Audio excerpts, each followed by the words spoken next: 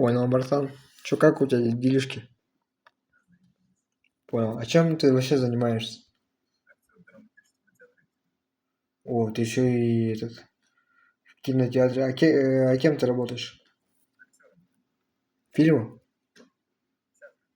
А,